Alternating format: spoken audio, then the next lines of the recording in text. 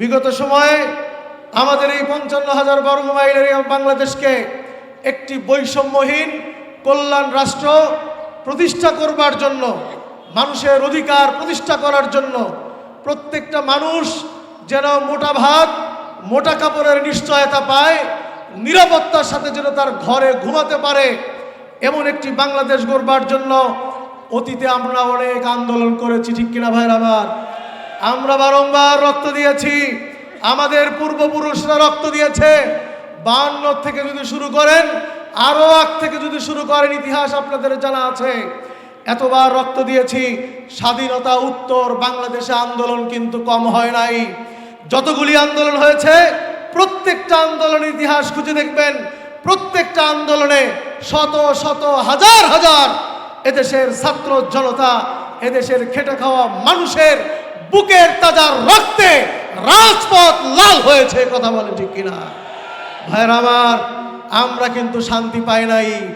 আমরা সর্বশেষ আমরা দেখতে পেয়েছিলাম 91 ইতিহাস আমরা জানি, অনেক আন্দোলনের পরে স্বৈরাচার হটিয়ে প্রত্যাশা ছিল এদেশের মানুষ তাদের অধিকার পাবে।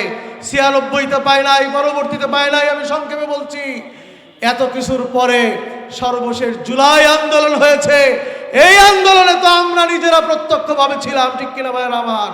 আমার দৃঢ় বিশ্বাস, এই আন্দোলনে বাংলাদেশের অপরাপর রাজনৈতিক দল এবং মানুষ যেভাবে সম্পৃক্ত হয়েছিল, ছাত্র জনতা যেভাবে সম্পৃক্ত ছিল, পীর সাহেব চরমোনাই, ইসলামী আন্দোলন বাংলাদেশের আমির নায়েবে আমির সহ নেতৃবৃন্দরা এখানে উপস্থিত আছেন, তারা সরাসরি দলের ব্যানারে আমরাও সেদিন রাজপথে আপনাদেরকে নিয়ে মিছিল এবং সংগ্রাম করেছি, ঠিক কিনা ভাইরা আমার?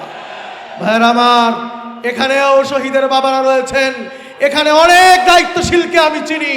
তাদের হাতের এই প্রান্ত থেকে বুলেট ঢুকে অপর প্রান্ত থেকে বের হয়ে গিয়েছে, পায়ের এই প্রান্ত থেকে ঢুকে অপর প্রান্ত থেকে বেরিয়ে গিয়েছে।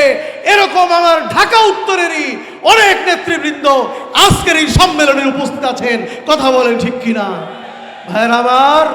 আমরা স্পষ্ট ভাষায় বলে দিতে চাই, এই যে আন্দোলন করেছি, আমাদের কথাবার্তা স্পষ্ট। আমাদের দেশকে, আমাদের এই দেশকে একটি কল্যাণ রাষ্ট্র প্রতিষ্ঠা করার জন্য আমরা আর কতবার রক্ত দিতে চাই? কি বলেন, আর দিতে রাজি নাকি আমরা রক্ত দেব না। হ্যাঁ, প্রয়োজন হলে দেব। আমরা চাই এবার যে আন্দোলন হয়েছে, এর মাধ্যমে আমরা একটি কল্যাণ রাষ্ট্র প্রতিষ্ঠা করেই ছাড়বো ইনশাআল্লাহ। ভাইরা আমার, কথাবার্তা পরিষ্কার। এবারের যে আন্দোলন হয়েছে, যেন তেন নির্বাচন দেওয়ার জন্য আন্দোলন হয় নাই। কথা বলেন ঠিক না বেঠিক? যেন তেন নির্বাচন, কোন রকমে আবার কেউ এসে ক্ষমতায় বসবেন, আবার আমরা দেখব ভোটের সময় ব্যালট বাক্স নিয়ে পালিয়ে যাচ্ছেন, আবার দেখব ভোটের সময় কেন্দ্রগুলো জ্বালিয়ে দিচ্ছেন, আবার দেখব রক্তক্ষয়ী সংঘর্ষ করবেন। বাংলার জমিনে আর তা হতে দেওয়া হবে না। প্রিয় ভাইরা আমার, এজন্য পীর সাহেব চরমোনাই ঘোষণা করেছেন, আগে সংস্কার করতে হবে। কি একমত না দ্বিমত? কারা কারা একমত আছেন? নারায়ে তাকবীর।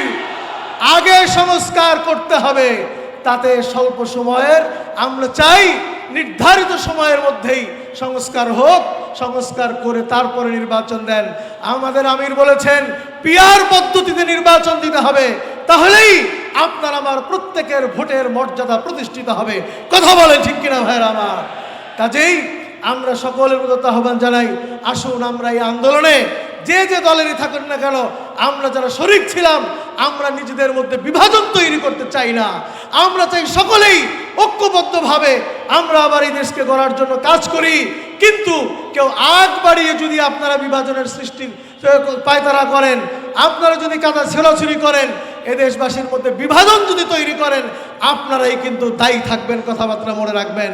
কাজে আসুন আমরা সকলেই ঐক্যবদ্ধভাবে পীর সাহেব চরমোনাইর নেতৃত্বে পতাকা তলে আমরা ঐক্যবদ্ধ হই।